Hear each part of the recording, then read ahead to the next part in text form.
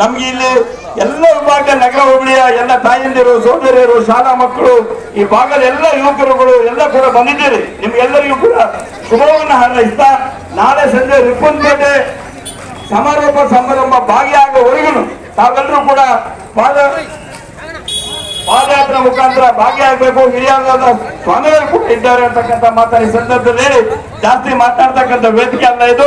ನೀವೆಲ್ಲರೂ ಕೂಡ ಈ ಹೋರಾಟದಲ್ಲಿ ಭಾಗಿಯಾಗಿದ್ದಕ್ಕೆ ಸಂತೋಷ ಇದೆ. ಖಂಡಿತ ನಮಗೆ ಜಯ ಸಿಗ್ತದೆ ಅಂತಕ್ಕಂಥ ವಿಶ್ವಾಸದ ಮಾತನ್ನು ಹೇಳಿ ಎಲ್ಲರೂ ಕೂಡ ನಮ್ಮ ನಗರ ಹೋಬಳಿಗೆ ಬಂದಿರ್ತಕ್ಕಂಥ ಎಲ್ಲ ಮುಖಂಡರಿಗೆ ತಾವೆಲ್ಲರೂ ಚಪ್ಪಾಳೆ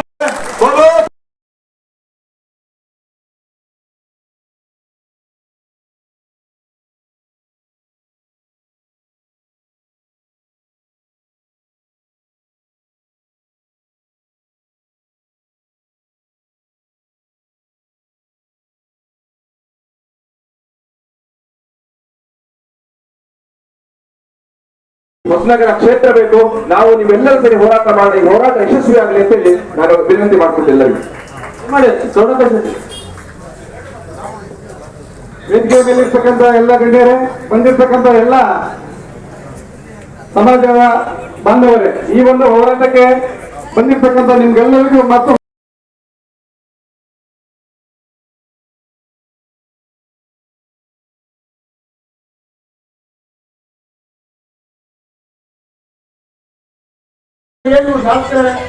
ಯಾಕೋ ನಾಪತ್ತೆ ಆಗ್ಬಿಟ್ಟಿದೀನಿ ಅಂತ ನಮಗೂ ಇಷ್ಟು ಮುಟ್ಟು ಜನಕ್ಕೆ ಮಾತ್ರ ಅಲ್ಲ, ನಾವು ಮಾಡಿದ್ದೇವೆ. ಅನಾಥ ಆಗ್ಲಿಕ್ಕೆ ಬಿಡ್ಲಿಲ್ಲ, ಮಾಡಿದ್ದೇವೆ ಕೆಲಸ. ಆದ್ರೂ ಕೂಡ ಜನಕ್ಕೆ ಒಂದು ಭಾವನಾತ್ಮಕವಾದಂತ ಸಂಬಂಧ ಇರ್ತದೆ.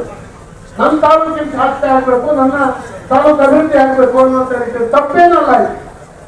ಇವತ್ತು ಪ್ರಜಾತಂತ್ರ ವ್ಯವಸ್ಥೆಯಲ್ಲಿ ಕ್ಷೇತ್ರಗಳು ವಿಸ್ತೀರ್ಣ ಸಿದ್ಧರಾದಷ್ಟಕ್ಕೂ ಅಭಿವೃದ್ಧಿ ಚೆನ್ನಾಗಾಗುತ್ತೆ. ನಾನು ಇತ್ತೀಚೆಗೆ ಮೇಘಾಲಯಕ್ಕೆ ಹೋಗಿದ್ದೆ. ನನ್ನ ಸ್ನೇಹಿತ ಇದನ್ನು ನೀವು ನಗರದವರಲ್ಲ ಅಂತ ನಾನು ಅನ್ಕೊಳ್ತೀನಿ. ಜೋರಾಗಿ ಚಪ್ಪಾಳೆ ತಟ್ಟಬೇಕು. ಯಾಕೆ ಚಪ್ಪಾಳೆ ತಡಿಸಿದಂದ್ರೆ ಪ್ರಮಾಣ ಮಾಡ್ದಂಗ ಅಂತಂದ್ರೆ ಬಂದೇ ಬರ್ಬೋದು ಸ್ವಾಮೀಜಿ ಅಂತ ಹೇಳಿ ನಮ್ಮಮ್ಮ ಹೇಳತ್ತಾಳ. ಅದಕ್ಕೆ ಯಾಕಪ್ಪ ಹಂಗು 2 ಸಲ ಹೇಳತ್ತಾರ, ನಾ ತಟ್ಟಿಲ್ಲ. ಯಾರ್ಯಾರು ಕೇಳ್ಕೊಂಡ್ರಲ್ಲ ಅವರು ಪ್ರಮಾಣ ಮಾಡ್ದಂಗ. ನಾಳೆ ಎಲ್ಲ ಕಾರ್ಯಕ್ರಮ ನೀವೆಲ್ಲ ಬರ್ರಿ, ಬಹಳ ಯಶಸ್ವಿ ಕಾರ್ಯಕ್ರಮ ಮಾಡಿರಿ. ಎಲ್ಲ ಮುಖಂಡರು ಹೇಳುವ ಹಾಗೆ ಮುಂದಿನ ದಿನಮಾನದಲ್ಲಿ ಖಂಡಿತ ಕ್ಷೇತ್ರ ಹಾಗೆ ಆಗುತ್ತ. ಬಂದವರೆಲ್ಲ ನಾಯಕರಿದ್ದೀರಿ. ಬಹಳ ವಿಶೇಷವಾಗಿ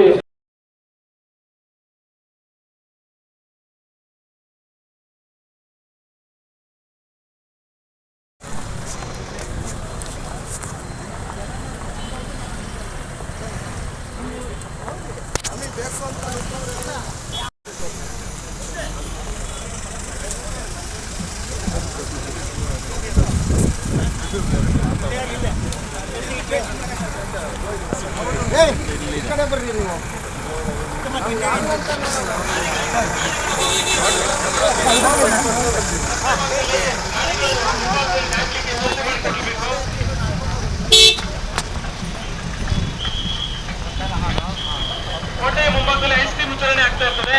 ಬಂದಿರತಕ್ಕಂಥ ಪಾದಯಾತ್ರಿಗಳು ಐಸ್ ಕ್ರೀಮ್ ಅನ್ನು ಸ್ವೀಕಾರ ಮಾಡಬೇಕಾಗಿ ವಿನಂತಿಸಿಕೊಳ್ತಾ ಇದ್ದೇವೆ.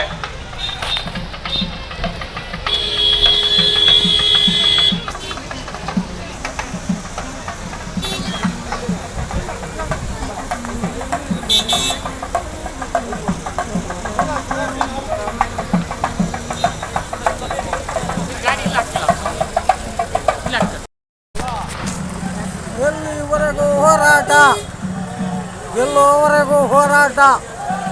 ಜೈ ಹೊಸನಗರ.